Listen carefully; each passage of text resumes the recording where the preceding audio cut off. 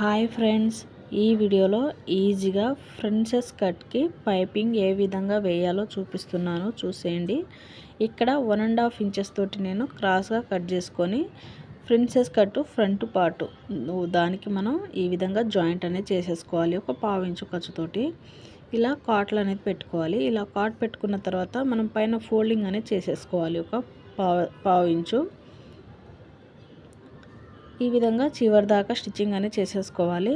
ఇలా చేసుకున్న తర్వాత మనం ఏ థ్రెడ్ అయితే యూజ్ చేస్తామో ఆ థ్రెడ్ని ఇలా లోపల సైడ్కి పెట్టుకొని పైనుంచి స్టిచ్చింగ్ అనేది చేసేసుకోవాలి. చాలా ఈజీగా అండి, చాలా ఈజీగా నేర్చుకోవచ్చు మీరు కూడా. ప్రిన్సెస్ కట్ బోటిక్ స్టైల్లో ఏ విధంగా స్టిచ్చింగ్ చేస్తారో అదే విధంగా మనకి పర్ఫెక్ట్గా వస్తుంది. వీడియో నచ్చితే తప్పకుండా లైక్ అనేది చేయండి ఫ్రెండ్స్. ఇలా ముందుగా మనం పైపింగ్ అనేది జాయింట్ చేసుకోవాలి. చూసారు కదా ఎంత నీట్గా వచ్చిందో పైపింగ్. నెక్స్ట్ మనకి ఇప్పుడు ఈ ఫ్రంట్కి మనం జాయింట్ చేసుకోవాలి కదా. ఇది వచ్చేసి మనం పైపింగ్ వేసుకున్న క్లాత్ వచ్చేసి పై వైపు నుంచి ఒక 1/2 ఇంచు ఖర్చుతోటి స్టిచ్చింగ్ అనేది చేసుకోవాలి. ఇక్కడ నేను మార్కర్తో మార్కింగ్ వేసి చూపిస్తున్నాను చూడండి.